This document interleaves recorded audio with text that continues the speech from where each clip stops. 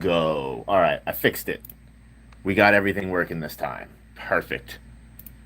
Now we just wait for everyone to pop in. So, thank you all so much for coming in. If you are on your way in, I sincerely do appreciate it. The last stream, I don't know why it doesn't. I think I can't. I don't think I'm allowed to schedule the stream. I think what I may have to do going forward is I may legitimately just have to schedule the stream and then like just like make a current stream that goes on right in the moment, which it is what it is. That's fine. We live and we learn. But most importantly, how the heck are you guys all doing today? I am very excited to get into this topic because, like I was kind of getting into earlier, like this is one of the biggest things that blows my mind to this day. So I am more than happy to yap about this all day, every day. What's going on, Space? What's going on, Black Slider? I think it's more of a joke. See, the thing is that's the issue. Is now, first of all, everyone hit that like button if you haven't already.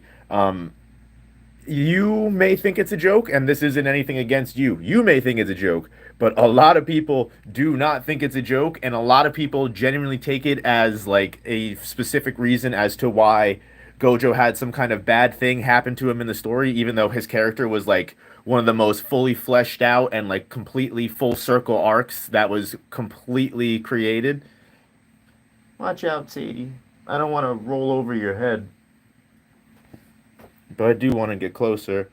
It's great that this joke has become so big that many fans, including YouTubers, literally believe Gege hates Gojo.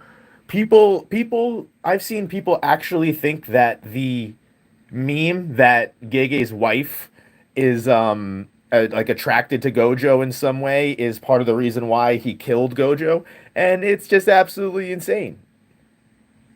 Hit like because I like no op. That's what I love to hear. That's the kind of energy that we're. That's the kind of energy we're trying to come with today.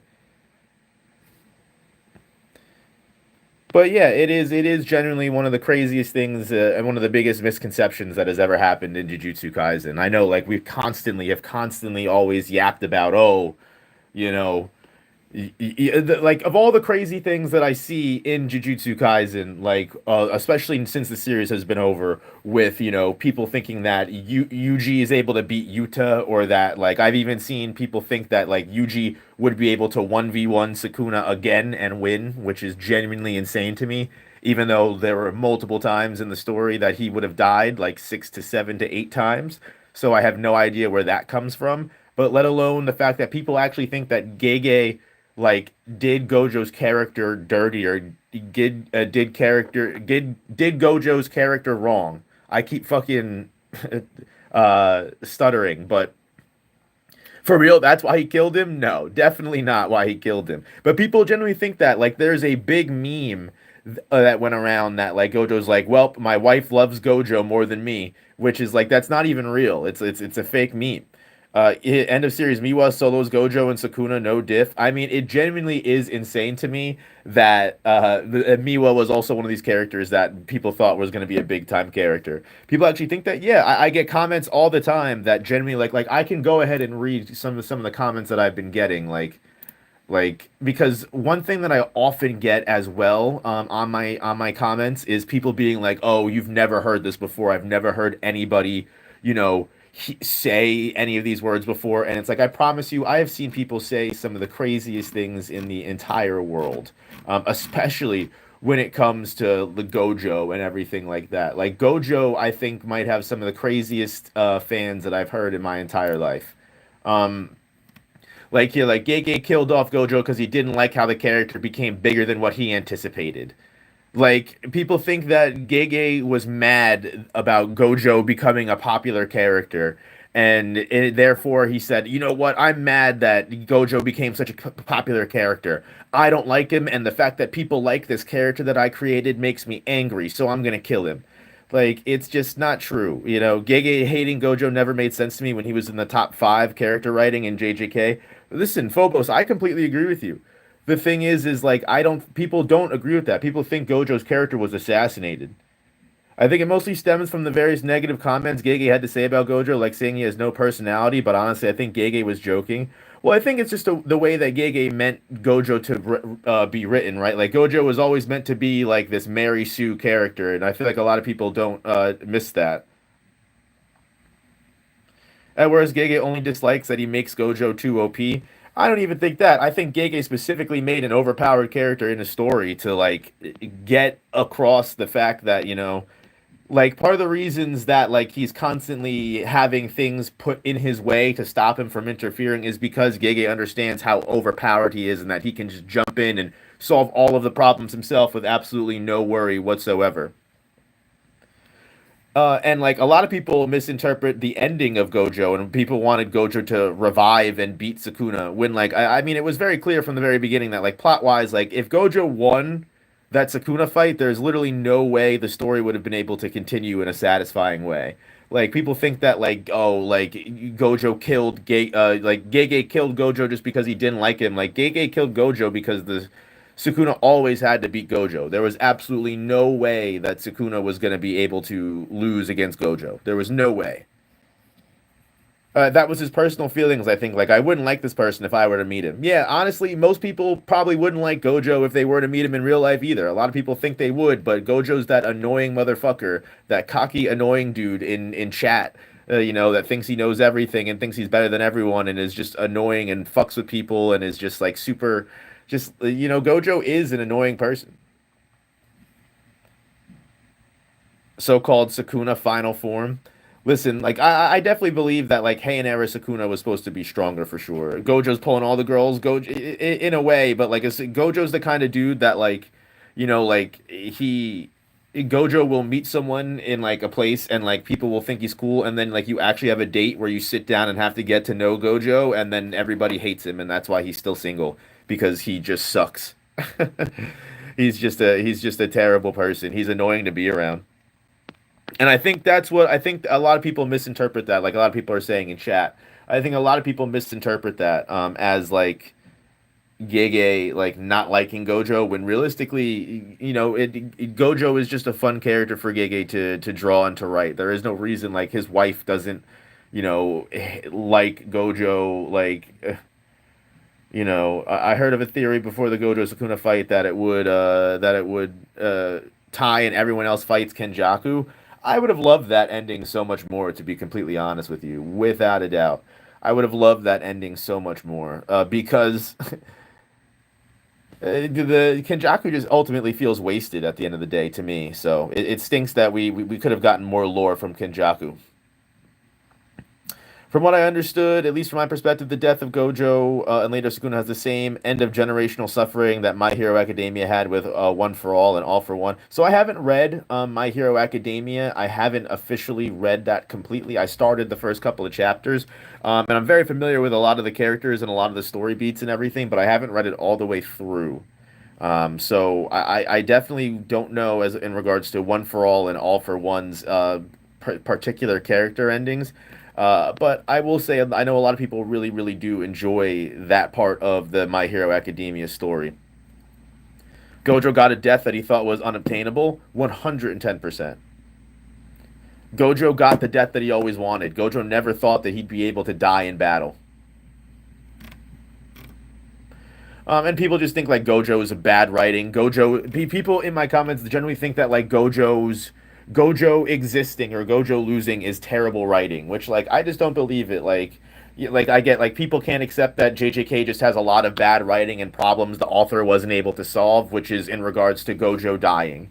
Like I just think that's absolutely insane to me. You know, it's no, I was 100% correct. People can't read. Listen, I don't want to say that people can't read. I think people just get lost in their agenda sauces. You know what I mean? I think people just get way lost in their agenda sauces. They love characters so much that they take it on as their own personality. It is genuinely kind of insane.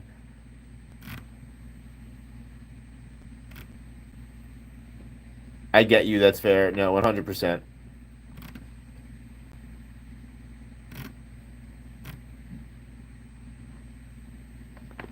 Obviously had writing flaws, but Gojo's character arc wasn't one of them. Yeah, 110%. Gojo's character arc was done really well. A lot of people also completely misinterpret the whole dynamic of Yuta taking over Gojo's body and why that was the wrong character decision to make entirely, right? Like, a lot of people don't realize that Gojo dying to Sukuna was the death that he always wanted, and bringing him back forcibly, using him as a weapon and viewing him as a monster, the one thing that he was always looked at his entire life, is just ridiculous. And Yuta being willing to step into those shoes and be the quote unquote monster for his mentor, as opposed to making his sensei revive and have to come back and do their dirty work for them. Like Yuta wanted to prove that they're able to do things better than him. So I think that's a very, very important dynamic to remember. Gojo had to die for his own ambition to ever get realized, since he's a part of the old Jujutsu world. Yeah, 110%. If Gojo didn't die, then his students never would have been able to carry on and carry the torch of Jujutsu. That's also a very, very big thing. What up, Eduardo? How we doing?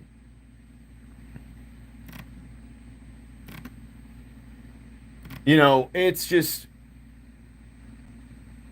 I just don't believe that like there was any pathway towards Gojo winning, reviving that would have been satisfying. I think that would have been the terrible writing, is bringing Gojo back. Gojo winning or Gojo getting brought back, those things should have never happened. Those are the terrible writings. You know what I mean? That's the way to go.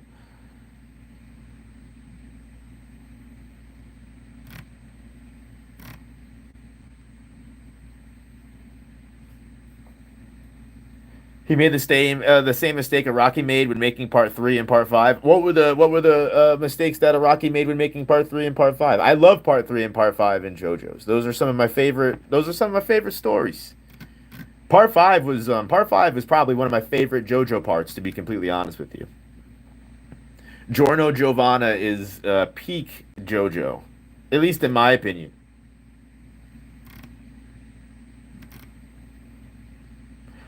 Gojo losing, was lazy writing on Gege's side. Like that, like I just don't understand. Like I don't understand how Gojo losing was lazy writing. By the way, really quickly, if you haven't already, please hit that like button on the stream. I know with the vertical streams, sometimes the vertical streams are weird and hard to find. So hit that like button if you haven't already. And also, the stream is, as always, sponsored by GamerSups. Thank you so much to GamerSups for sponsoring. Go to gamersubs.gg/no operator or gamers. I'm sorry, gamersubs slash gamersubs slash g. I'm terrible today. Gamersubs.gg/no op. 10% off your GamerSubs order. Or if you're a new customer, go ahead, use my code anyway. You get free samples. Go ahead and give it a shot. I love it. Great energy. Get great energy supplement. No sugar in it, so you're not going to crash. A bunch of vitamins. It's really good for you. Purple Haze and Araki said in an interview he made Avdol too strong, especially when you can just burn away your problems. Although for Fugo, he scrapped his story because of depression. Yeah, honestly, Purple Haze was like an OP character. I feel that. And Avdol dying twice was one of the craziest things in the entire world. Do you know any fellow YouTubers that believe Gojo should have come back? I feel like, to a degree, honestly, since Jujutsu Kaisen reached ultimately the Shinjuku Showdown, I feel like a lot of the Jujutsu Kaisen community kind of broke down. While there are definitely more content creators that I think would have been completely fine with Gojo not coming back, I definitely think that there are plenty of people in the space that would have very much wanted Gojo to come back. There are plenty of accounts and plenty of people that were coming up with crazy different theories and crazy different ideas for why Gojo needs to come back. I think I remember one of the funniest things that I heard was Gojo needs to come back because Gojo needs to bury Geto's body after Kenjaku dies. It's like, just like, why is that the main reason why Gojo can't be killed? Gojo can't be killed because he needs to bury Geto. Like, eh. If Gege hated Gojo, he wouldn't have made an entire arc surrounding him and made all of Shibuya revolve around saving him, and that's just the anime alone. 110%. You would think that, right? You would think that for sure.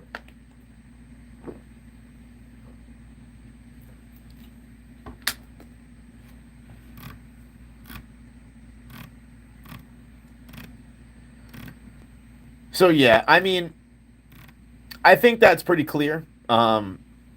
It's funny to me because I saw so many comments again of saying this, and I was really much expecting there to be plenty of people that were going to be like, "Yeah, no, I definitely think Gege hated Gojo," but there's not that many of you. Maybe this is the case of the comments, the minority being louder than the majority. So I think that Shinjuku is actually as fine as it is. Just needed some more closure at the end, but we really should have.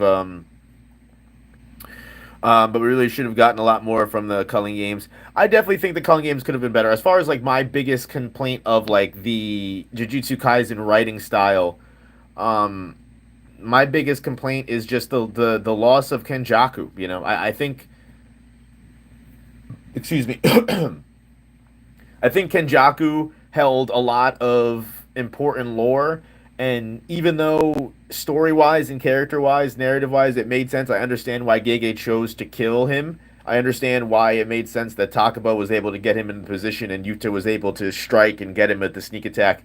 I completely believe that. I just think I just think that was one of the biggest flaws. I think that's where Jujutsu Kaisen's ending feels so unsatisfying because I feel like if Kenjaku had a more concrete ending and also relinquished some of that lore that he died with, I think we wouldn't be seeing as big of a struggle about the ending. You know what I mean? I don't think we would hate. We would be seeing that as I don't think we would be seeing as many people hating that. I remember all the hints that people were talking about when they were making the theory. Yeah, all the craziest things that you've ever done heard in the entire world. The whole North versus South thing. Oh, Gege and Nanami said about South. They're talking about going north. They're talking about going south, and Gojo is facing this way, and Nanami and this person are facing this way. So that means for sure that Gojo's going to come back because of the direction. That was like some of the craziest shit that I've seen in my life. What up, Schrodinger's? Yeah, I completely agree. Kenjaku's arc was what was wasted, in my honest opinion. Do you think Gege will ever revisit Jujutsu Kaisen, whether it's a Heian era storyline or after Shinjuku battle events? Maybe. I know he's going to make another data book. Maybe he'll do more light novels. That would be really cool. I don't know if we'll ever get another manga, though.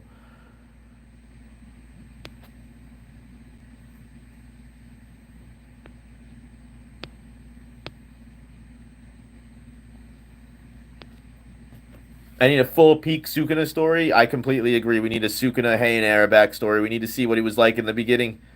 Worst part is the way that Kenny makes it so the anime can't really expand on him much at all, unlike other characters.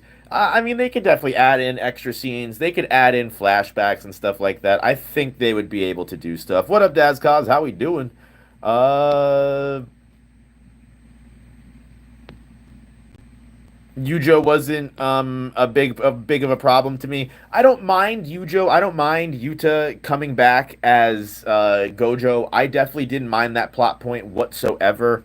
For me, I think what I struggled with is the fact that Yuta had no consequences from that endeavor whatsoever. And I made a short about that, Yuta's biggest miss, and a lot of people got mad at me saying that, oh, Yuta needed to do this, like it was important, like you just didn't understand why Yuta did this. And no, I understand why Yuta did this. My issue is the fact that Yuta literally just gets away scot free from this. He just has a scar on his head.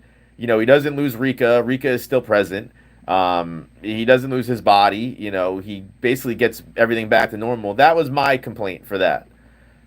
Make more Sukuna videos. I need to make another Sukuna video. I have a video that I pretty much sketched out completely and is drafted talking about Sukuna, Madara, and Aizen. Some of the biggest villains in anime and manga. And I might have to revisit that video. I might have to go back. Have you seen the fake chapter where Gojo comes back on Yuta's body? I've actually never seen that before. No. Will Gege make any changes with season 3 and 4 like Kubo's doing? That's a possibility. I really can't speak for that. I am excited to see season 3 for sure. Season 3 of Jujutsu Kaisen is going to be great. Everyone that is complaining about the ending, everyone that's complaining about how the manga went off, honestly, to be completely honest with you, that sentiment is going to completely disappear once the anime comes back because right now we're just in Jujutsu Kaisen fatigue. where everyone is just upset about the ending, everyone is annoyed, everyone will just really it will revitalize the energy of Jujutsu Kaisen because everyone that is feeling fatigued will get the anime back, and that will revitalize their love for the series because the culling game, despite what everyone says and despite what you see all over the internet, the culling game is 110% a good arc. It has really good and fun fights. Are there flaws? You could definitely say yes, but it's still an enjoyable watch without a doubt. I think the culling game in season three will go down very, very strong. As for where it will end, unsure. What up? Hello, said hi indeed. Honestly, I think Gojo needed to die. I completely agree. Gojo definitely needed to go. Gojo needed to get the hell out of here. The perfect preparation arc, Maki's part will be insane. Oh yeah, perfect preparation animated will be fucking ridiculous. Watching Maki go ape shit. Do I think season three will be better than season two? Yeah, I definitely think season three will be even more of an improvement. Hopefully, they give everybody more time. It seems like they're giving everyone more time. One thing I really didn't like was how Kashimo got so washed. Like he was hit with Sukuna's absolute 100% display of power, absolutely sealing his fate in like half a chapter.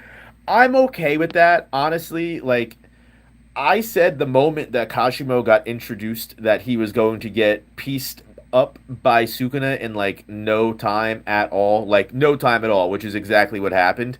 I'm completely okay with that. The way that Gege paces his fights, I'm completely fine with. It's just what ends up happening is we get issues with no, I don't want to say reading comprehension, even though that's what a lot of people will attribute it to. We get issues like well, I haven't read the third chapter of Jujutsu no Kaisen. I've heard some people said that it's actually decent. I don't fucking know, but we get issues like Jujutsu no Kaisen the first two chapters where um, because everything happened so fast, people think that Kashimo got disrespected. Kashimo got low diffed and made to look like a fool. When in actuality, no, Kashimo just went up against one of the strongest fucking characters of all time. Um, and yeah, and then you get like fights redrawn where they're pretty much the exact same fight as what we got in the manga, but with extra dialogue of explaining what's going on in the fights because people weren't able to figure that subtext out for themselves. They needed to have it explained to them in detail, which is like just like it's like come on. What up, Animatrix? Was going on? Third chapter Jujutsu Kaisen is trash. I thought so. Believe Kashimo could have had it. Would I have liked to see Kashimo fight for a little bit longer? 110%. Seeing his curse technique come out and then not see a lot of it is definitely kind of lame. But hey, it is what it is. That's how some of the fights go. You know what? It's the same with Yuki. Like I don't think Yuki was wasted either. I think Yuki presented herself as a very powerful person. I know a lot of people always like. I was just getting into conversations the other day with people saying that Yuki is feetless. She has no feet, even though Yuki tanked Kenjaku's domain, full brunt of Kenjaku's domain expansion, and then people are going to try and tell me that Kenjaku's domain expansion has no feats. Like, what are we talking about? Like, yeah, sure, Kenjaku's domain expansion didn't directly go up against anybody else, but like, you can very easily like this is where we use our imagination. Like, this is where we use our brains, and we go, okay, Kenjaku is one of the strongest characters in the series. Obviously, his domain expansion is going to be very fucking strong and very tough for a lot of people to go up against. Are we able to concretely say this person would die to it or this person would? Kind of. Yeah, I could definitely tell you that Miwa isn't fucking surviving a full brunt domain expansion from Kenjaku, considering she almost got pieced up by an Uzumaki. So yeah, it's just like Yuki fulfilled her role. Thank you, 110%. Yuki fulfilled her role without a doubt. Yuki mostly put Kenjaku on the defensive 110%. Where would I rate Kashimo? I think Kashimo could realistically scale into the top 10 of the series. I don't think that's crazy to say. I don't think that's crazy to say whatsoever. With Mythical Beast Amber, specifically, I think he can do some serious damage. JJK made me mad with his world building. The results of the fights wasn't the issue; it was the unexplored lore that disappointed me. Yep, exactly. Unexplored lore, Heian era, Kenjaku, Yuji's parents, stuff like that. Big deal for sure.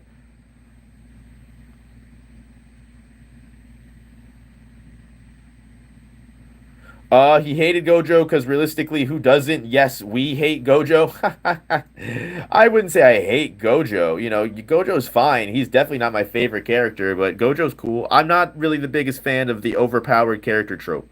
I'm not a big guy for when it comes to that. I more so prefer characters that like have earned their spot and seem a little bit more like just a little bit more relatable. Like Gojo is meant to be a character that is impossible to relate to.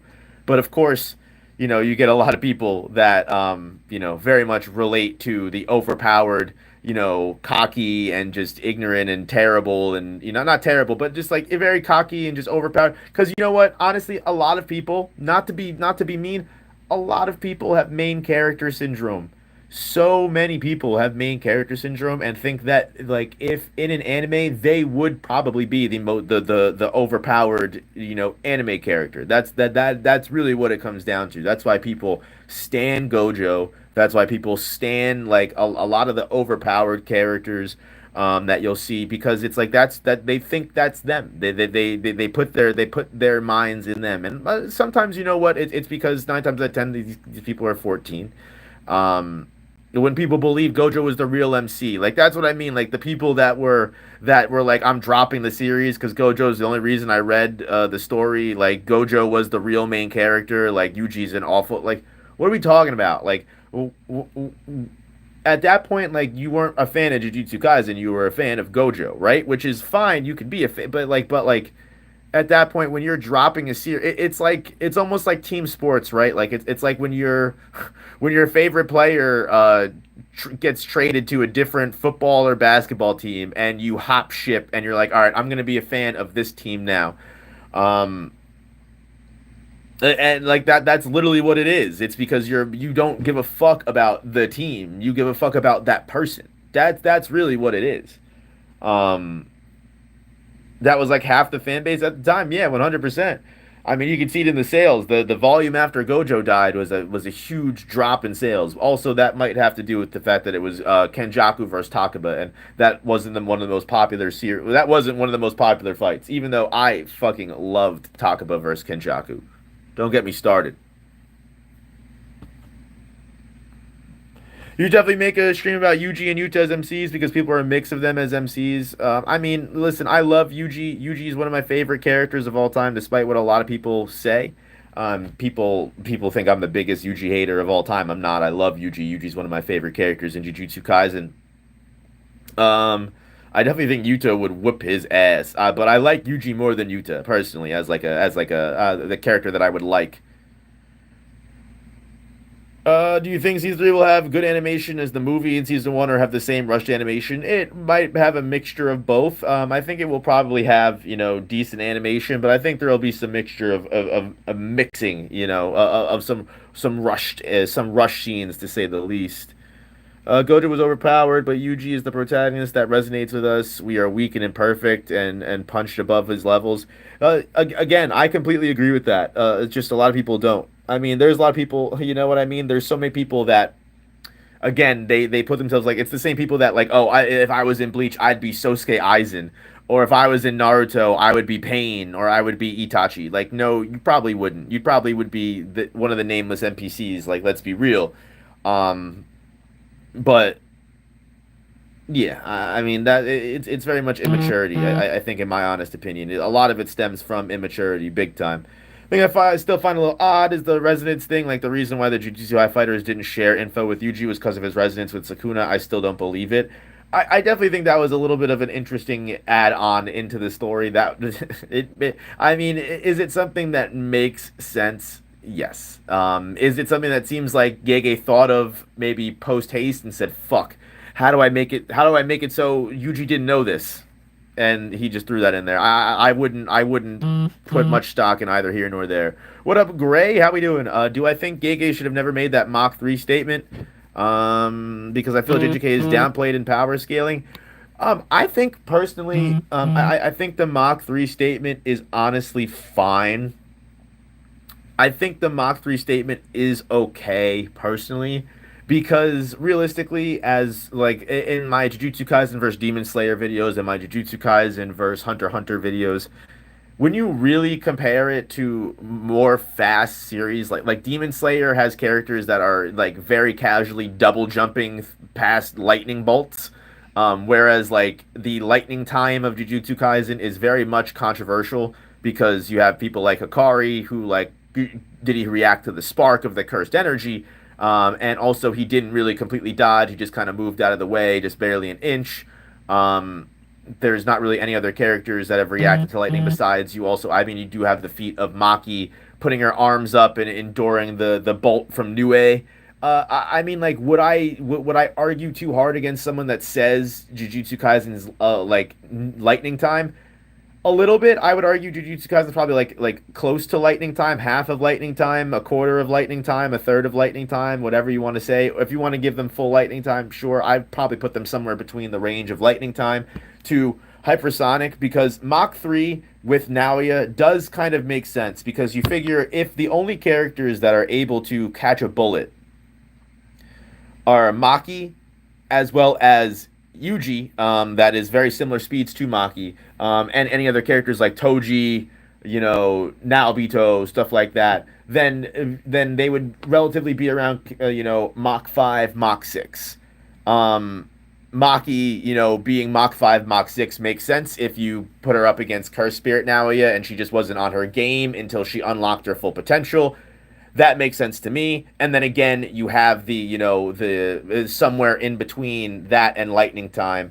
Maki dodged a bullet in like season one. Yes, again, and dodging a bullet would make you, Mach 5 to Mach 6, which again would still put Maki above, Mach, 2.5, which is the highest speed of a bullet. Something that's really important to mention, Mati, like for people that think that like Mach 3 or something like that is a downplay, like you have to remember as well, like Choso's piercing blood is barely eclipsing or is barely at or above the speed of sound.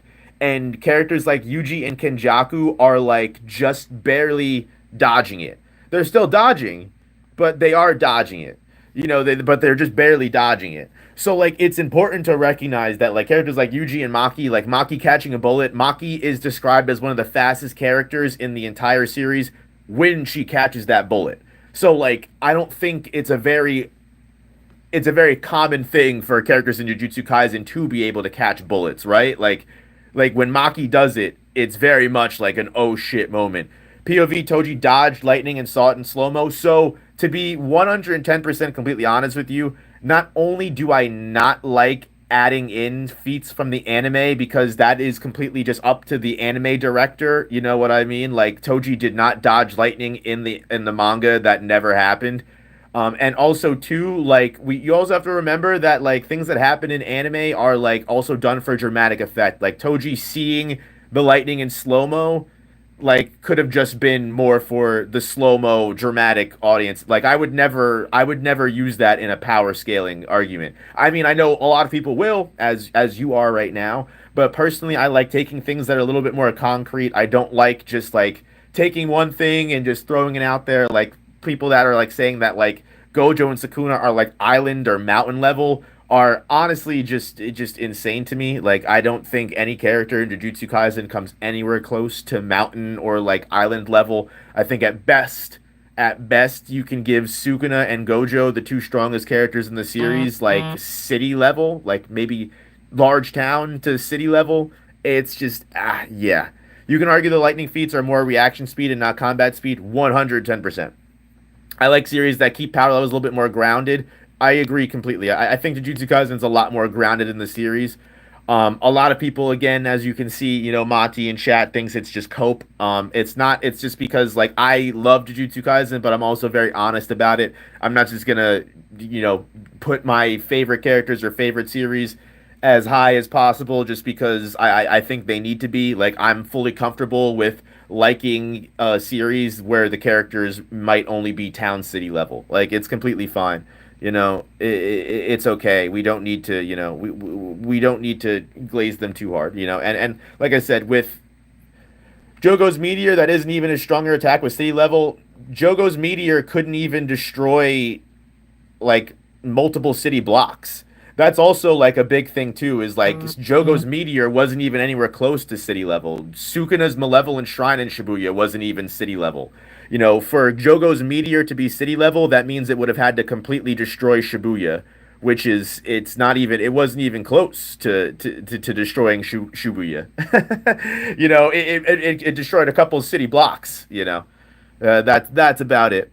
My issue with Maki being faster than Yuji is that it goes against what the series itself stated, which is that Yuji's above Maki in physicality. I don't think the series ever stated that Yuji was above Maki in physicality. I would actually argue that Maki is not only has higher stats than Yuji. It directly in one of the previous Sukuna fights, like when they're fighting 15 finger Sukuna, you could argue sure Yuji's gotten faster that at this point. But I would probably say no. Like Maki asks Yuji if he's able to keep up. You know what I mean? Like when they're about to fight 15 finger Sukuna, you know, Maki goes, "Oh, hey Yuji, do you think you could speed it up? Do you think you're able to keep up?" And like so that's why I think Maki is probably just a little bit faster than Yuji. You also have the fact that Maki was completely able to keep up with Sukuna in 1v1 combat, whereas Yuji was kind of steadily behind Sukuna in combat speed. You also even have the moment where Higuruma is getting thrown through the city and Sukuna's chasing after him, and Yuji is running full speed after Sukuna, and he's not able to keep up with Sukuna. Um, so so I think I think there are multiple moments when Maki does outspeed Yuji for sure. Jogo's meteor created an earthquake in the whole city, and AP does not equal. If you want to believe that, that's fine. But at that point, we're just getting into random whatever we want to believe is whatever we want to say. At that point, saying that well, Jogo's meteor actually created an earthquake that rumbled the entire city, and therefore it's that's just boring. It's boring. That's not a real debate. It's not a real conversation.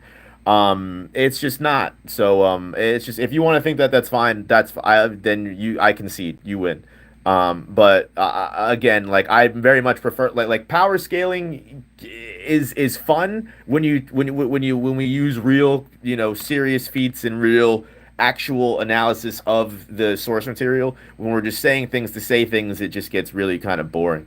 Gege hated Gojo in the same way you hate your best friends or close family.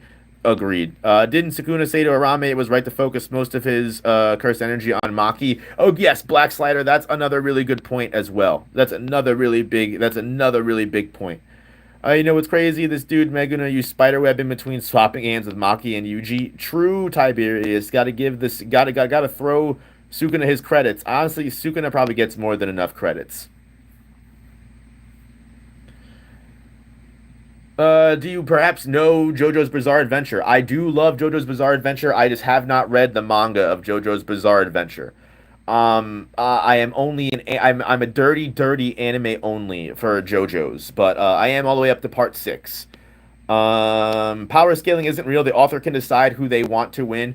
I will definitely say this 110%. I will fight this tooth and nail.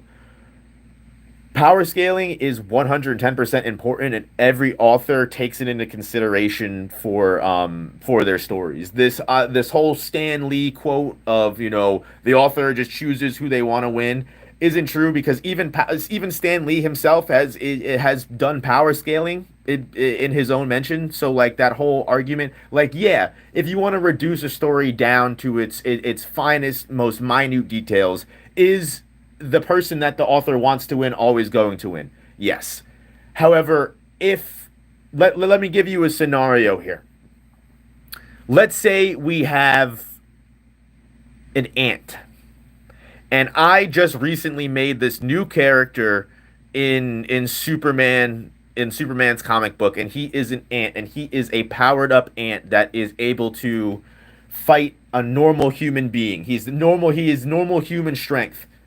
And then I have this ant that's normal human strength beat the shit out of Superman and then fucking absolutely obliterate Superman, then that wouldn't really make sense, and no one would like that, and people would think that was a terrible addition to the Superman comics.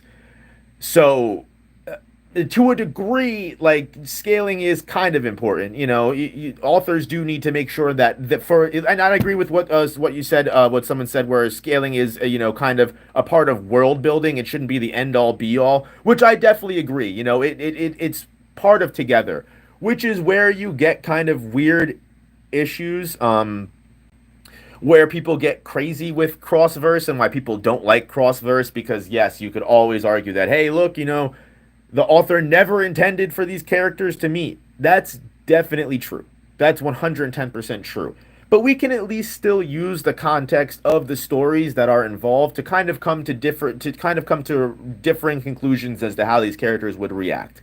Can we never say what would happen between these characters? Because at the end of the day, you have things like the Kengan Ashura and Baki crossover series where like the power scalers were losing their fucking minds over that crossover movie or episode, because it didn't take anything into consideration of like all of the stuff that the power scalers had been doing. Like, yes, like that is 110% always going to be a thing as well too, right? Like, because also at the end of the day, like, people are going to take different things into consideration. People are always going to take different things into consideration.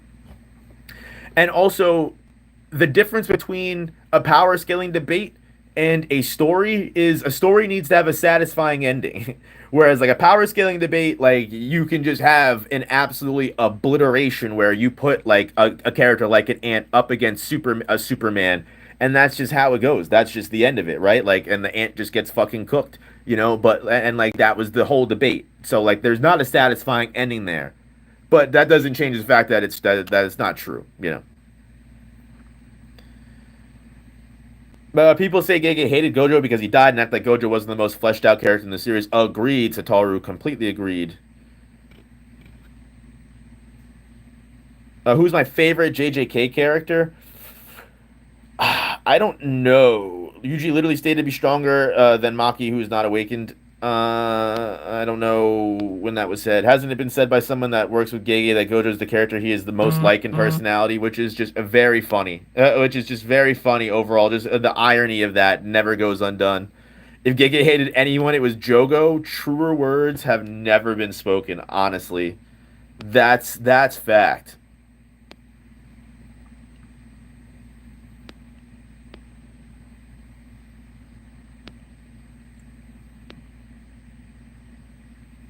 Today is Kakyoin's birthday. Awesome.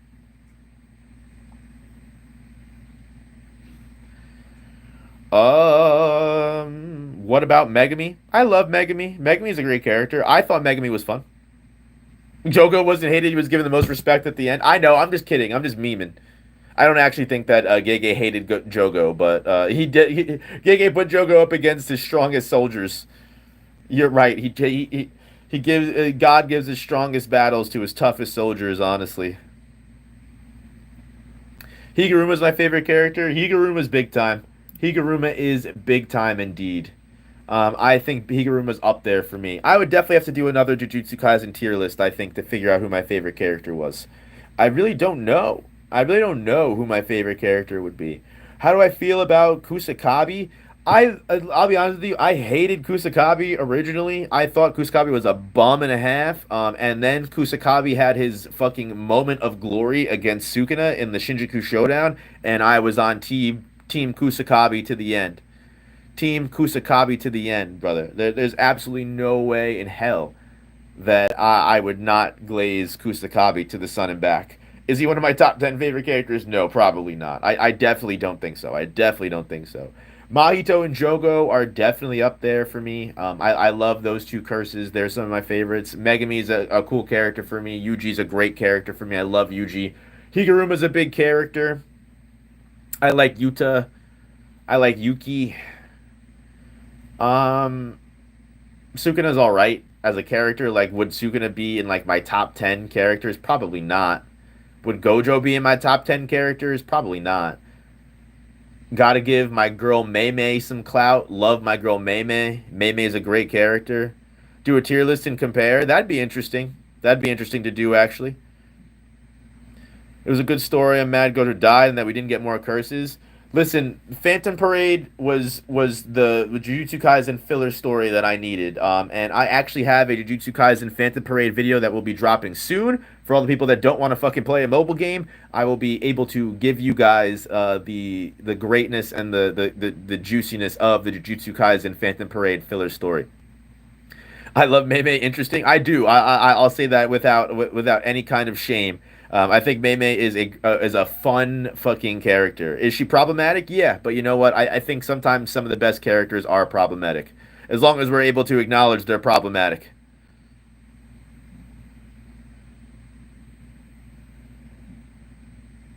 Rosetsu was an awesome addition to the verse. Yes, Rosetsu was a great cursed spirit. I completely agree. Yuki Kaito and Saki Rindo were also really great characters. Do I think Sukuna has a Superman physical without cursed energy stats like Yuji? 110%. 110%. Like Superman? No. But Sukuna's physicality is definitely similar to Yuji, where like he's just, he's able to do shit that most normal people wouldn't be able to do. Again, I do have an entire Sukuna fan story completely figured out and taken care of and like completely drafted. I would just need to fully write it out and proofread it. I just don't know if people would want it, what form people would want it at, whether they would want like an actual fucking Wattpad or they would want me to like get certain panels drawn and do like a video for it. But yeah, I think I had a lot of fun drafting that because Sukuna is a fun character, just not my favorite. And honest to God, maybe when Jujutsu Kaisen season 3 comes out, I got a lot of Jujutsu Kaisen content prepared for that. Phantom Parade comes out early though, because Phantom Parade I just want to get out because Phantom Parade is timeless, and also I want to get it out before anyone else does. Making an audiobook like Liv used to do with the novels. That's probably what I'll do. Hope Liv is doing well wherever she is, whatever she's doing. Hope Liv is doing well. Always interested in seeing YouTubers make their own backstories for Sukuna. Listen, I think I personally cooked. I enjoyed the. So my backstory was 3 parts. It was Child Sukuna, then it was Sukuna unlocking Cleave, and also tying into the Sukuna story of Sukuna slaying a dragon, and then the final fan fiction was Sukuna fighting the 5 Void Generals. And writing that fight was some of the most fun I ever had. I love writing fight choreography. It's one of my favorite things to do. That's why the Jujutsu Kaisen vs. Demon Slayer and the Jujutsu Kaisen vs. Hunter x Hunter videos are so fun for me to write. But I also hold back.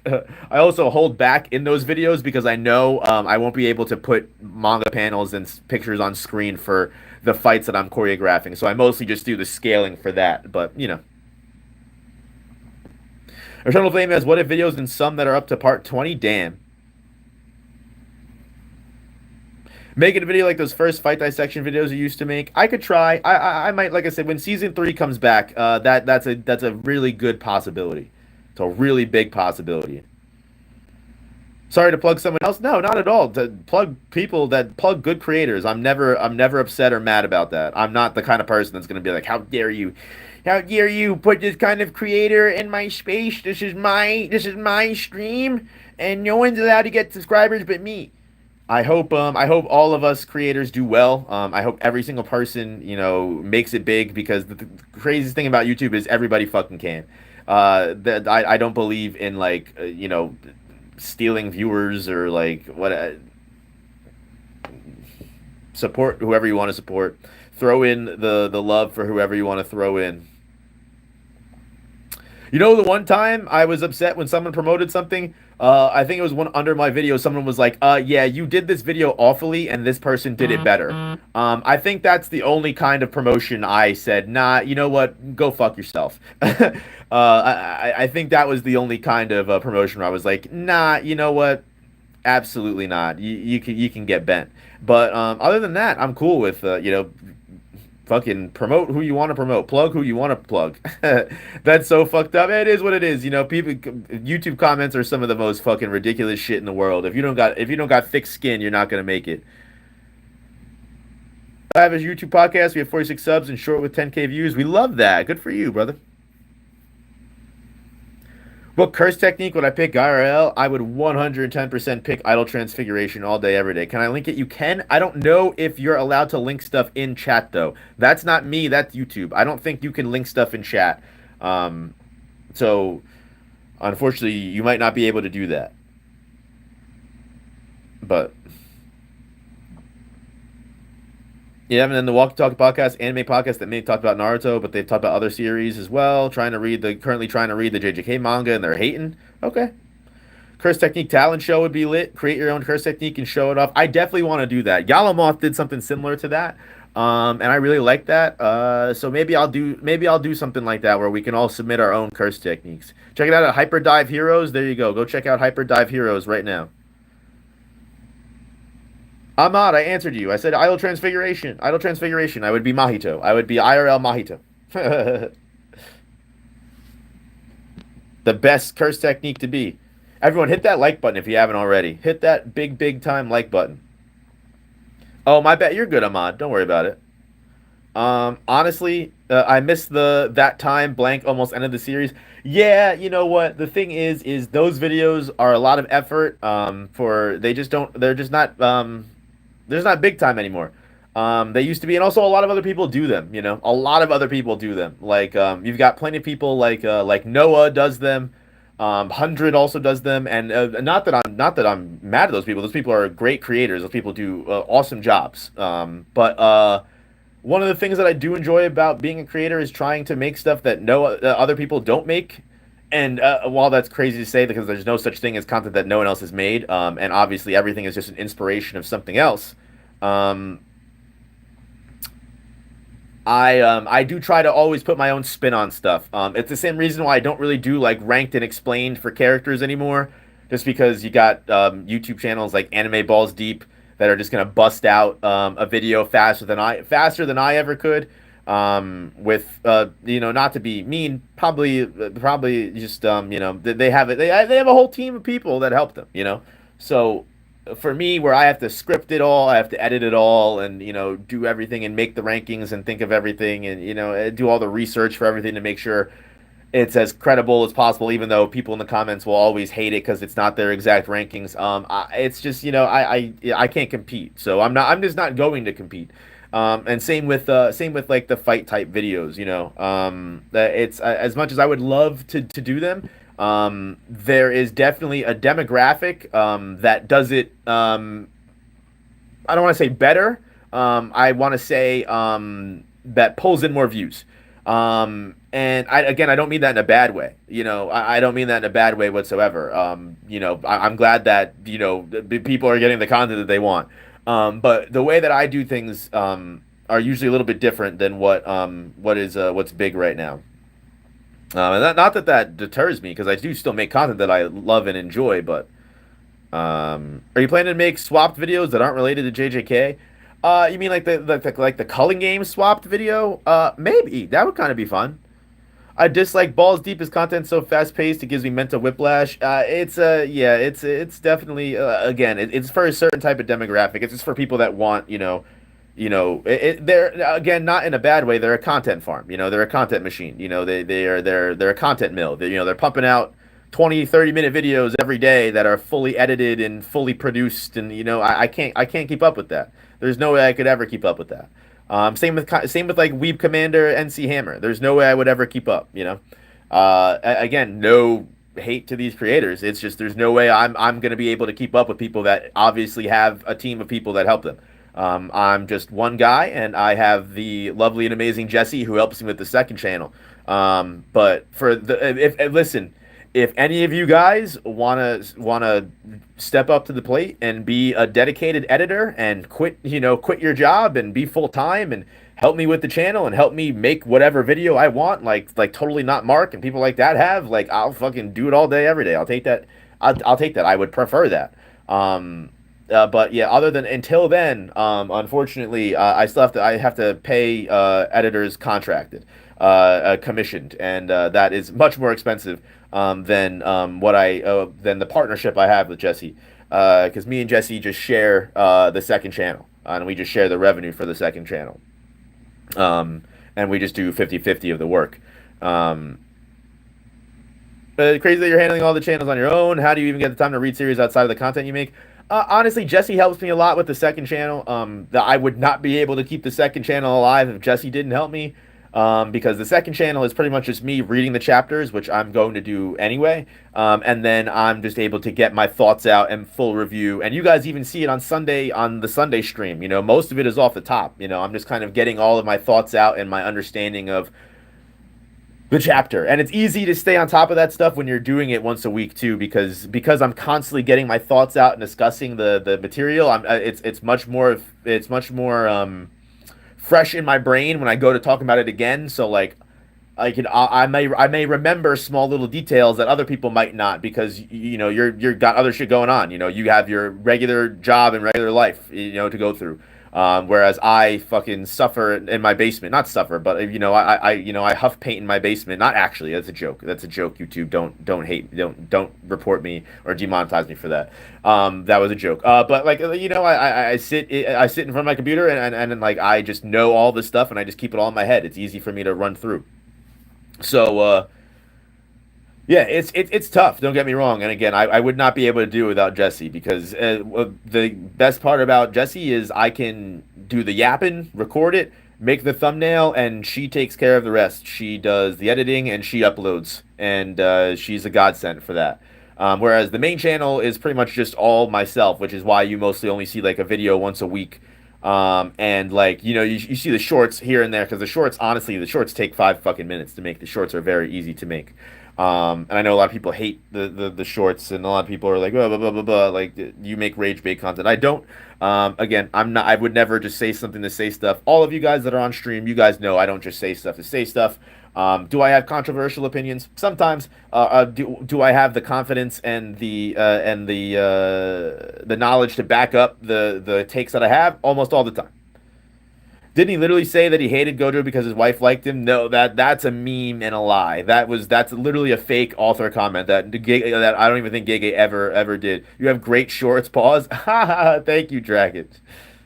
People are just negative as fuck sometimes. People is negative fuck all the time. And that's going to be the next big video that I do. Which, by the way, just to shill again, I did a big video about loyalty, betrayal, and traitors. It's a big analysis on writing traitor characters that are loyal.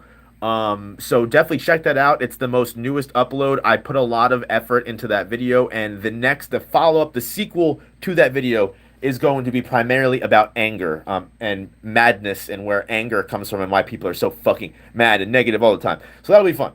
Props to Jessie then. Tell her the boys said thanks. Oh, I tell her thanks every single day because she is a godsend again. Love your power scaling vids. I appreciate that. Do you think Heian Era Sukuna has a domain amplification? He does, 110%. We see him use it in well, I guess Heian Era without the previous one. He might. I mean, he might be. I don't know when domain amplification was created. That's the tough part as well. I do disagree with some of your takes, like believing Yuta destroys Yuji. I do believe it's pretty close. No, you're right. I should have been more careful when I said that. I definitely think Yuta versus Yuji is a very close fight. I shouldn't say that Yuta destroys Yuji, but I do think Yuta wins. For sure.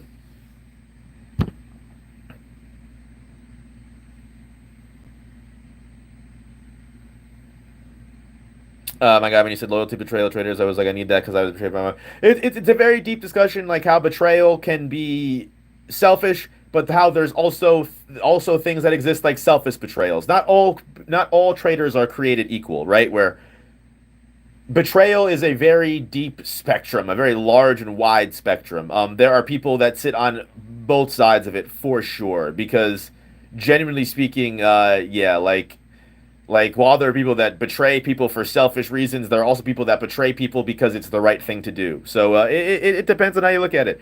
Hey, what up? It's the op. What's going on, man? Thank you so much. Who wins Gojo with a sword or Mihawk? I don't know. Also, do you still believe Maki didn't dodge the world slash? 110%. I don't believe Maki dodged the world slash. Maki dodged the an enchanted dismantle. Gojo gets kind of glazed more than Sukuna. Honestly, Gojo bodies Sukuna in the first chapter. Well, yeah, of course, up against One Finger Sukuna, yeah, he'd get destroyed. I don't think Gege is a girl. I'm pretty sure Gege is a guy, but I don't think it matters. Her betrayal was the selfish kind. I absolutely believe that, and I'm sorry to hear that, brother. On a sad note, Oro's last scene in the series was shivering to Sukuna's presence and then nothing. Yep, that's also a big fucking hole for me. I hate the fact that Oro just got lost forever. You know, like we don't even know what happened. And the worst part is like Gege drew that one character that looked like Oro, but like couldn't that have just been Oro? Why did we have to make a new? Huh? Are we just supposed to? Are we just supposed to assume that Sukuna killed Oro? Maybe again we are getting another data book.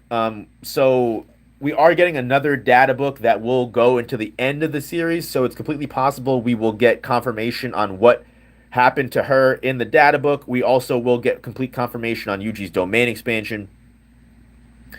For the people that like, I think Yuji's domain expansion, even though we don't have a name for it, was just very clearly, the soul dismantle. I think that was definitely it. What up, Sadhuro Gojo himself? Where do you scale Yuki? Yuki's definitely in the top 10 of the series, without a doubt. Probably like top 7, top 6. She's up. I don't think she's top 5, but she's up there for sure. She's up there without a doubt. What up, Siddharth? How you doing? How we doing? How we doing?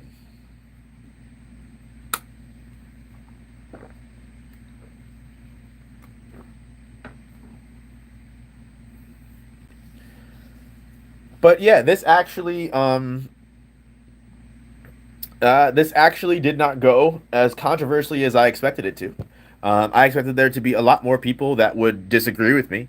Not that I do these things again for rage, but just because I do like to hear what people are saying. I like to fully understand people's, reasons for doing stuff. And yeah, I think I fully thought I'd get more people that thought Gege hated Gojo, but I guess that's a little bit more of the minority speaking over the majority, which I'm not mad about. I'm very happy actually that there's not that many people that think that.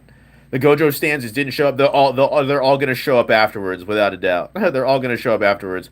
I think if you asked this on Reddit, there'd be more arguments. Probably. I was thinking about maybe trying these on TikTok, but I don't know if I'd be. But I would need you guys to follow me to the trenches, if we did that, because I feel like we'd also be able to spark some super hot fire on TikTok as well.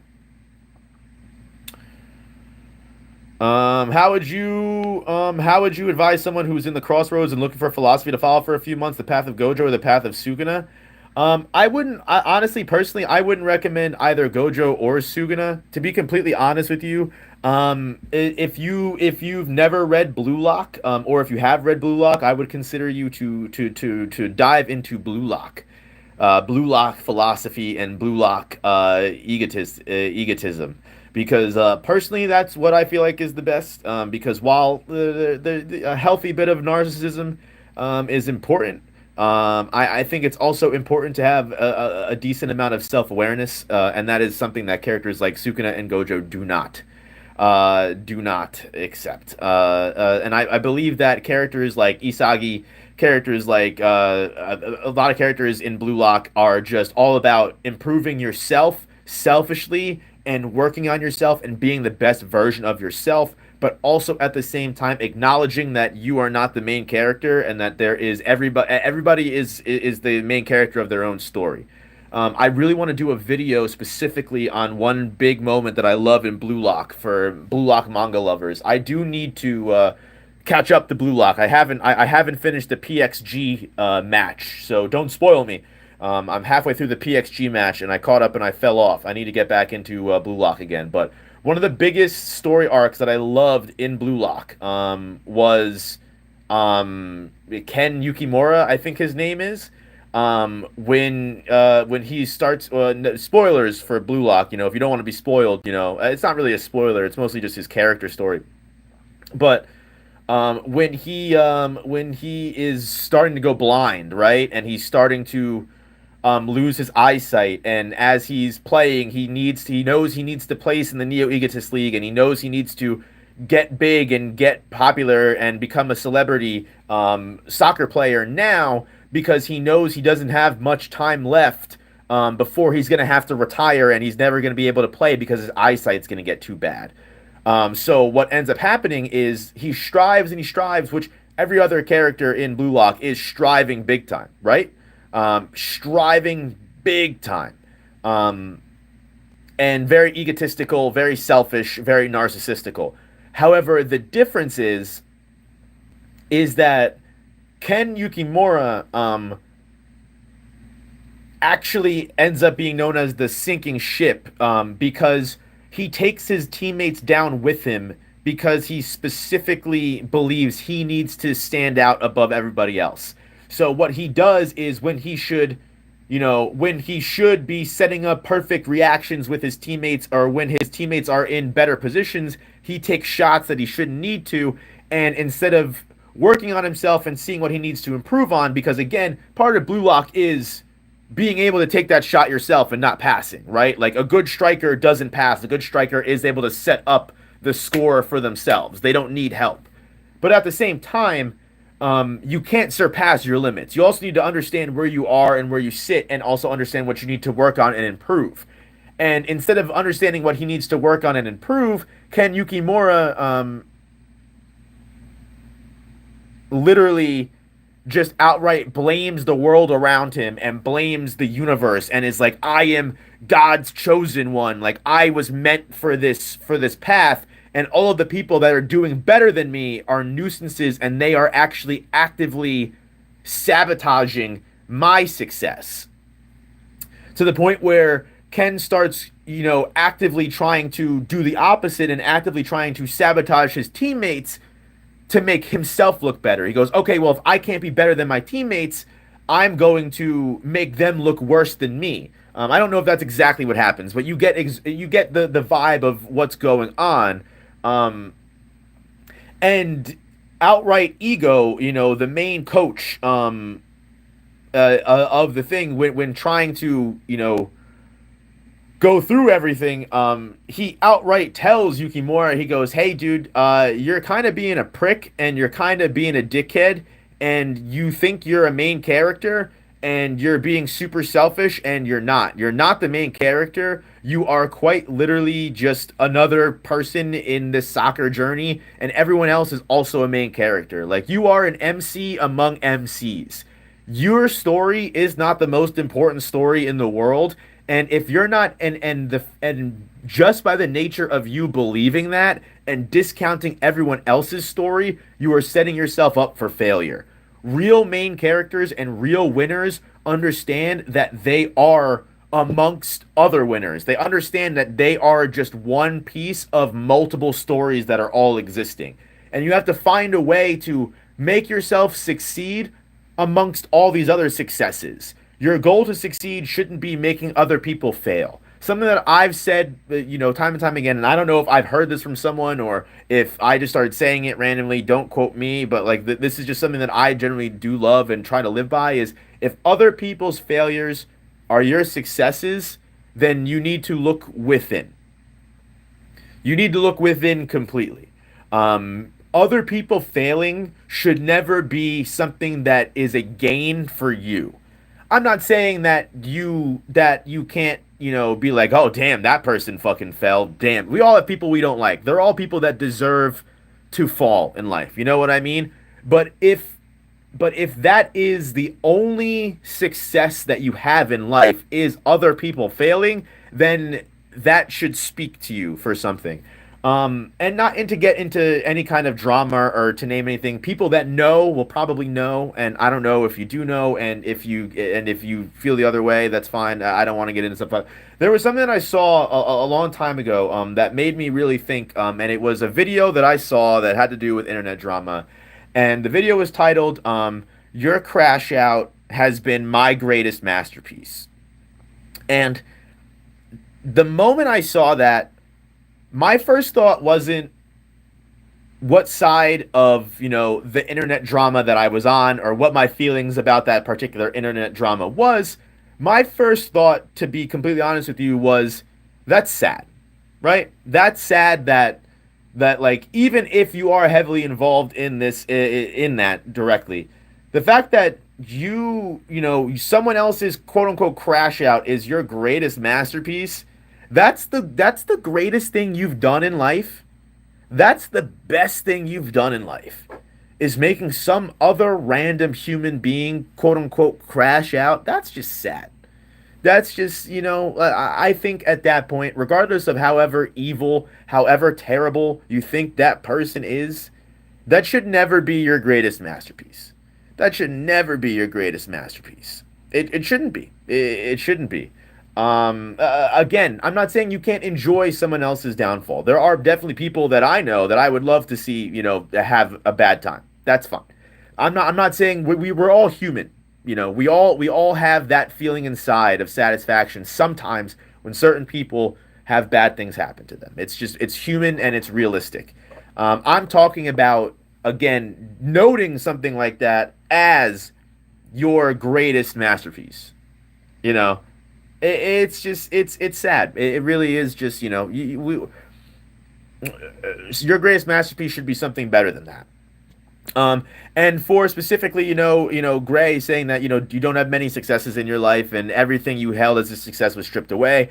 The one thing I will say is something that my therapist said to me a long time ago, and it really, really, really is true. And it sounds so dumb, and it sounds really childish, and it sounds so just small and insignificant. But like, the fact that you wake up every morning, the fact that you get out of bed, even the fact that you just wake up and get out of bed is a victory in and of itself. There are many people that can't even do that.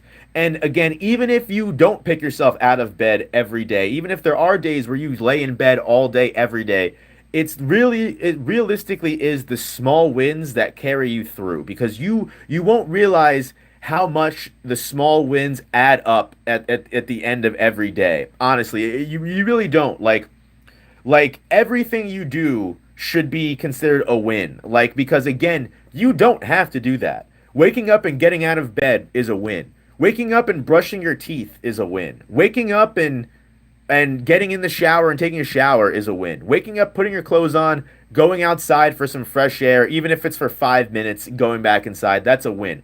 Every single thing that you do in your life, you should consider as some kind of win, no matter how small. Because at the end of the day, when you go to sleep at night, because a lot, and now I'm not saying this is you or this is anybody else. Some people have this problem. Not everyone has this problem, but going to sleep at night, and feeling like you didn't do anything with your day, feeling like, you're like, fuck, another wasted day. I didn't do shit. I fucking, this shit sucked. I fucking hate my life.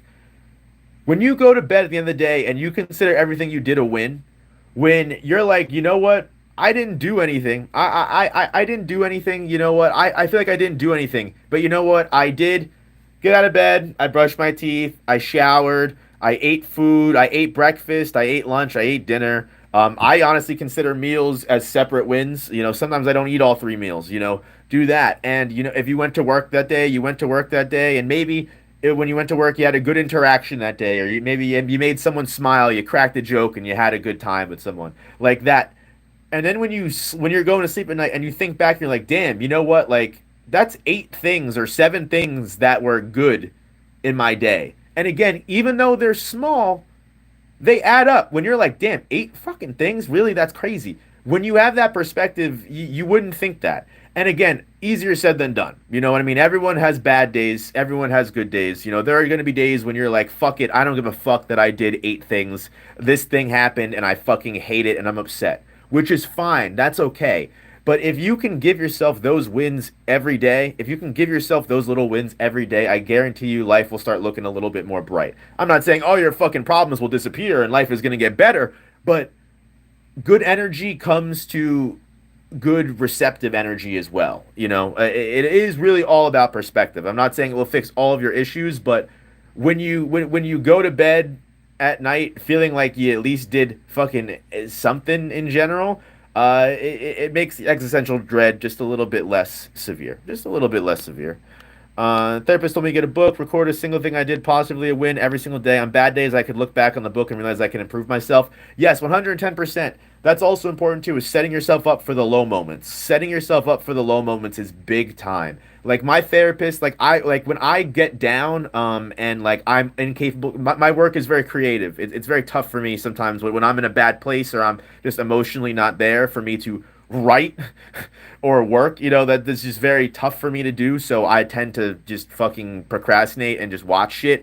And it gets even worse when I don't have anything to fucking watch and there's nothing on YouTube, there's nothing on Netflix, there's nothing on fucking Crunchyroll, and I'm fucking scrolling endlessly for an hour. I feel more bad about myself. Like my therapist has literally like told me, like, set yourself up, get a bunch of videos that you're just mildly interested in but you don't want to watch in that moment, hit watch later on it, and then don't watch it. And then, you know what? When you're feeling down and you're feeling bad, go to that watch later playlist and see how much shit you got and go into it. And that's something similar to what Op just said. It's a little bit different, but it's the same kind of practice, right? Where it shows like every same tools, different usage. Where me and this person are essentially doing the exact same thing.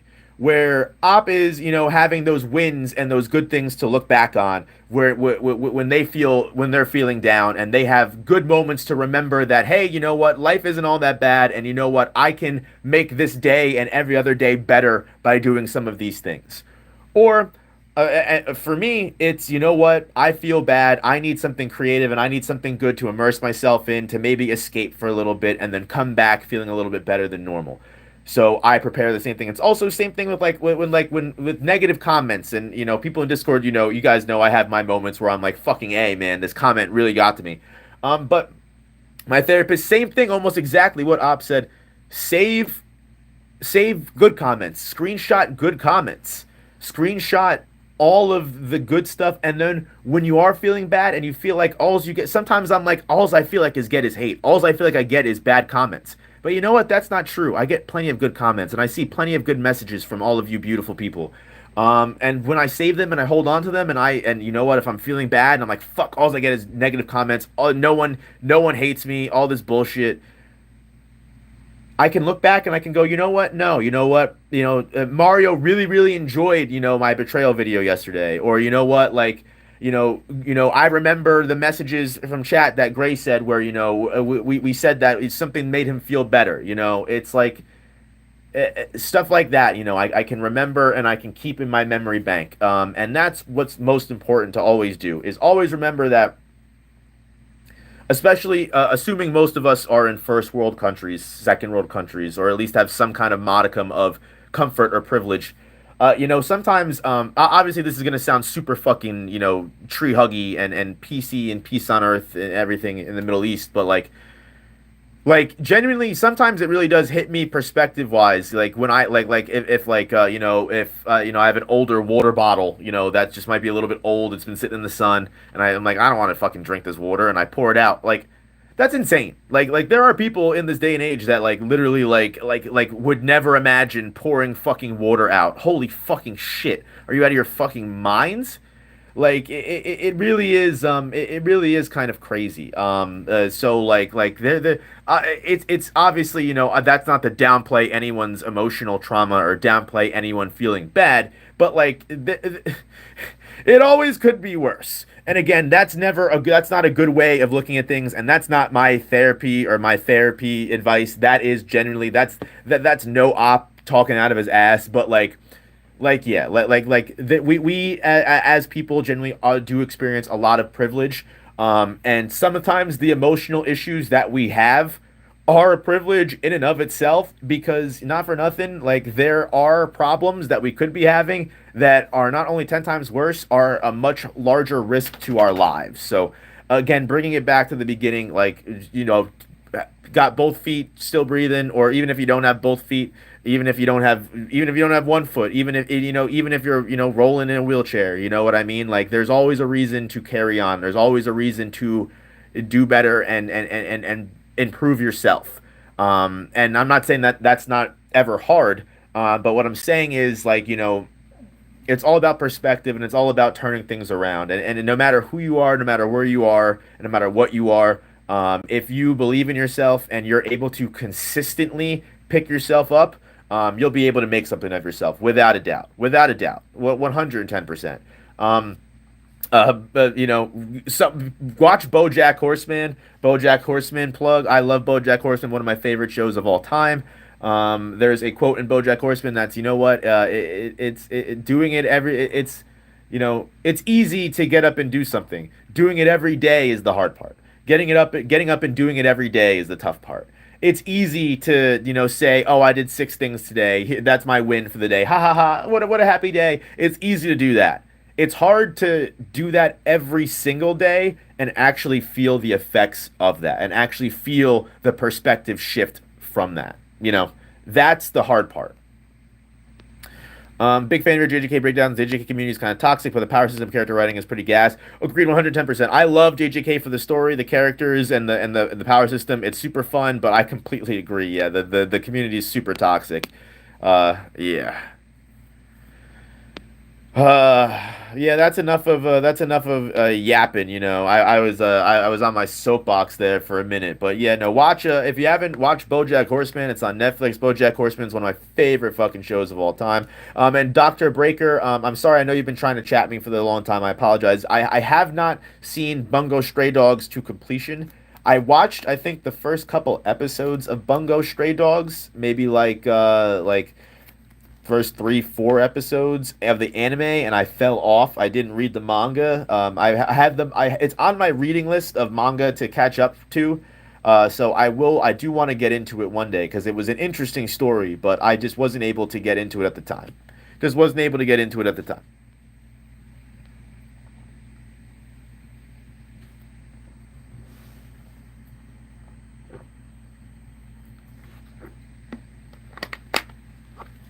Yeah, I'm gonna watch BoJack. Watch BoJack Horseman. It's one of the best shows of all time. One of my favorite shows, and definitely of all time.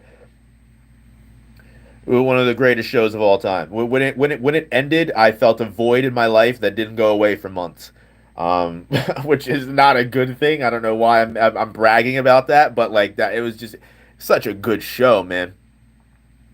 Such a good show. Therapist is basically Yuji incarnate. That's the conclusion Yuji came to at the end of the series. Hey, listen, real shit. Real recognizes real. Real recognizes real indeed. What up? Yes, how we doing? Everyone, if you haven't already, make sure you hit that like button. Helps the stream way more than you know. And I think we're probably going to call stream soon because we have gotten way off topic. Way, way, way off topic, without a doubt. Um, Compared to fucking Gege hating Gojo. But I'll have to pick something a little more devious next time. I didn't cook enough for this one, but don't worry. Don't worry. Check out my scaling question from earlier. I do think Miguel's cracked for squaring up to Sukuna like he did. Where would you scale him? He also took a ton of hits from Gojo and walked it off. Uh,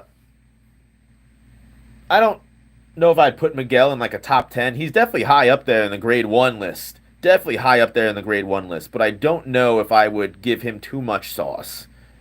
He's high. He's high up there. Getting complimented by Gojo and being like, oh, I would win the sprint, but Miguel would win the race. That's insane. That's insane. Next stream, Sukuna was a fraud, and here's why.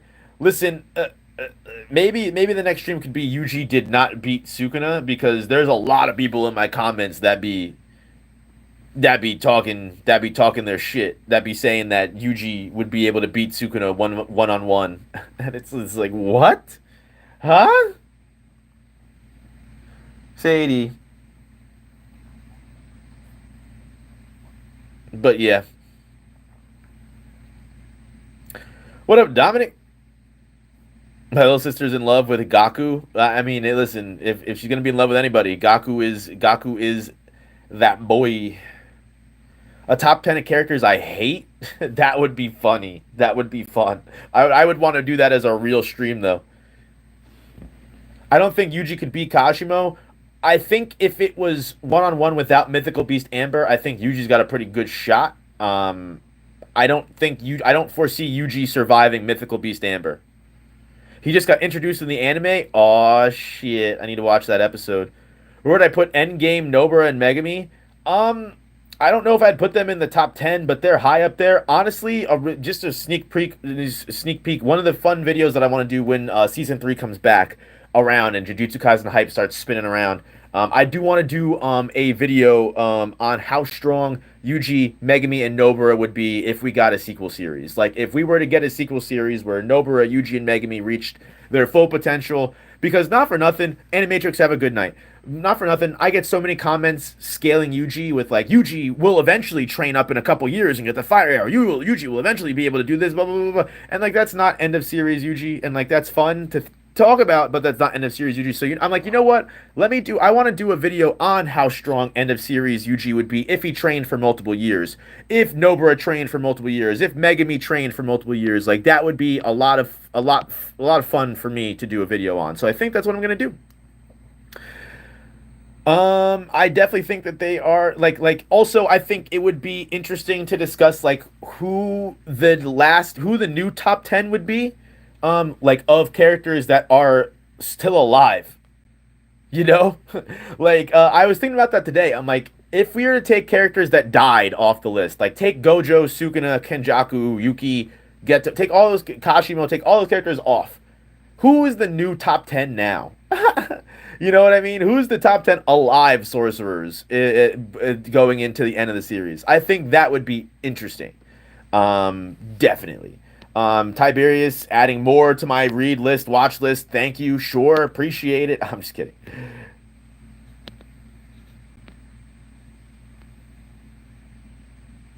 Higurum was in there for sure. After some time passed, do you feel like the ending did Jujutsu Kaisen justice as a whole? Do I think the ending did Jujutsu Kaisen justice? Meh. Do I think the ending was okay? Yes. I don't know if that answers your question, but that's how I feel personally. Like, do I think the ending was all right? Yeah. Am I gonna like think? Am I gonna cry about the Jujutsu Kaisen ending as much as I would the Game of Thrones ending? No. The Game of Thrones ending, I'll never be able to. I'll never be able to forgive. I'll never be able to forget. That will scar me and give me pain and have me waking up with night terrors until my dying day. However, Jujutsu Kaisen does not give me that same feeling of wanting to step into a new dimension and wish that this one no longer existed. Think Gege landed the plane, but the bitch was beat up. Yeah, exactly. The plane landed. It was not nosedived into the fucking ground and exploded and spontaneously combusted and then pissed on by the survivors, you know. I hope that helps. That helps explain the difference of my feelings between the two.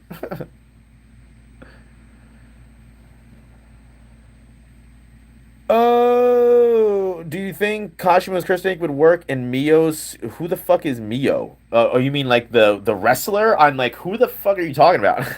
The wrestler guy? I don't know. Probably not.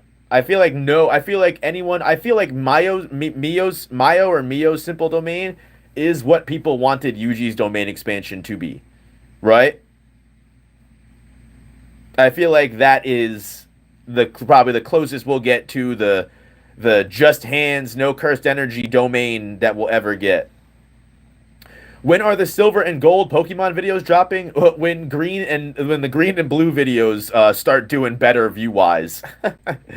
As much as I wanted to spend the next couple months going into all the different dex holders of Pokemon, unfortunately, whereas the red video continually is gaining views and going up, blue and green are barely popping 17K and 10K views right now. So until that changes, I can't promise any more Pokemon content. I'm sorry.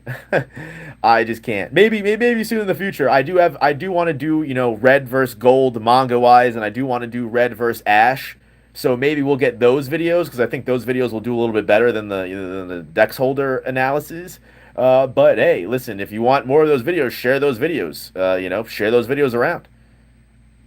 Even as shorts, I love Pokemon content. We might get some more short Pokemon content. And again, I'm not saying gold and silver are never going to happen. I might still do gold and silver. It's just, it might be a little bit.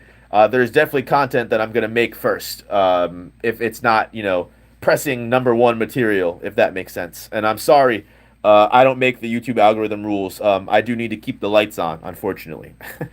I do need to keep the lights on. So, as much as I want to just do passion projects all day, this is my full time job, sadly.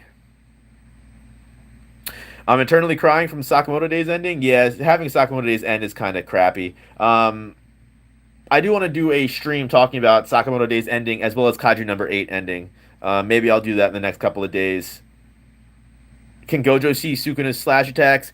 I don't think Gojo can see the dismantle attacks. I just don't believe so. I don't think that's the case. I made a short talking about it where almost every instance when a dismantle comes at Gojo, he's not able to react to it. So while I believe that he would be able to see the spark of cursed energy shoot the attack, I don't think he would necessarily be able to see the dismantle coming at him. What happened to Sakamoto Days? It's announced that it was entering its final battle. So yeah, it's entering its final arc. Am I reviewing Danadon by any chance? I do actually cover Danadon weekly on my second channel. Tiberius or Mario or one of the mods, if you could link the second channel in chat, I would appreciate it. I cover Danadon chapters every week, and I do have some more Danadon content that I plan to drop soon, so it will be coming. I actually just made new thumbnails for my Danadon main channel videos, my all aliens in Danadon ranked and my all yokai in Danadon ranked videos. If you haven't seen those videos, go to my channel, go check that out. Those Danadon videos are up. They've been up for a long time. So check it out. Those are some fun videos. I had a lot of fun making them, so check them out. I just made new thumbnails for them. I still rewatch the Nen Affinity video often. Hey, the Nen video was fun. I would love to do that. And Tiberius, I know you asked about an alignment chart. I've never thought about doing that kind of stream, but I could potentially be into that. I could potentially be into that. I haven't seen the new Demon Slayer trailer. No, I'm staying completely blind. I mean, I've watched all of Demon Slayer. I know what happens, but I don't want to. I don't want to be spoiled on how good the animation is. I want to see the movie in theaters and be freaking out. I want to do anime content because people like you, Kryptonian Saiyan, and Swag Kage and such, but I don't even know where to start. Hey, listen, I'll say the same thing to you that I say to everyone. Honestly, if there's a video that you've wanted to watch that doesn't exist, or some kind of content that no one makes, start there because that's the best. That's the best way to go. Not only does that mean you already have something unique going for you from the start that other people aren't able to recreate, it gives you a leg up above most people. But yeah, thank you, Tiberius. I appreciate that. Yeah, the second channel is in the chat. Go subscribe to the second channel. I do cover Danadon weekly, and I also post a bunch of Danadon content on the second channel as well. I watched the Hidden Inventory movie? I did not watch the Hidden Inventory movie, so I didn't see any extra scenes that come with it. That's my opinion on the show. The animation is serviceable. I think this Sakamoto Days anime deserved a better adaptation. I think it deserved a much better adaptation. Danadon's anime is fucking blowing everything out of the water. Kaiju number 8's anime is also having great adaptation. So honestly, seeing Sakamoto Days get thrown to the wayside like that makes me upset. The animation isn't terrible. It's not Dog Water Season 2 of Blue Lock, but it's not good either. I think it deserved a better adaptation, personally. It needed more time to cook. Who do you think will win the rematch? No prep time, Hisoka or Chrollo? Right now, personally, I have my money on Hisoka, but I know a lot of people think Chrollo still has plenty of techniques he's cooking up. So possibly, I think right now on the Succession War on the boat on the Black Whale, I think Hisoka's winning that shit, no doubt. I think Hisoka's got that in the bag. I think he's just got better environment. But I could be wrong. I don't want to get stun locked into that because I'm gonna call stream now. But guys, I do just want to say I sincerely appreciate you. I sincerely appreciate every single person that watches my content or even gives just a second of their day giving me support, whether it's liking the stream, whether it's donating, whether it's watching, videos, genuinely subscribing to the second channel, whatever. Just thank you all. so much. So, guys, I love you. Thank you for the constant support as always. Please, if you haven't seen it, go check out my video that I just dropped on the main channel, all in regards to traitor characters and betrayal. Please, I think it's a fun video. I really enjoyed it, and I think you'll love it too. So go check it out if you have not seen it. Please, it really needs the love. So if you want to show support, that's the best way to show support. But guys, until then, I love you. I'll probably do another stream this week soon, maybe on Friday. Definitely members will get the Wednesday stream. We're gonna have a members gaming stream because unfortunately, I think the vote came to a perfect tie. So we're gonna have to do one more week of voting for the manga video. But we'll have a gaming stream this Wednesday for members. And also, thank you Coconut as well. Gamersubs.gg/no-op. Get 10% off your order. Gamersubs.gg/no-op. Use code no-op for 10% off your order. If you have never tried Gamersubs, it is completely free to try samples, and they'll ship it to you for free if you use my code. So still go to gamersubs.gg/no-op. Use my code no-op to get free samples sent to you, free shipping, and you can still 110% watch the get some samples to try if you aren't convinced that Gamersubs is the greatest drink known to man, because I personally believe that. That is my opinion. But yeah, guys, I love y'all. Appreciate you. Have a good rest of your Monday. And again, if you haven't already, go check out the second channel and watch the new Don to Don video that just came out as well. After you watch the betrayal video, watch the betrayal video. Damn it, it's important. All right, I love you all. Peace, peace, peace, peace, peace, peace, peace.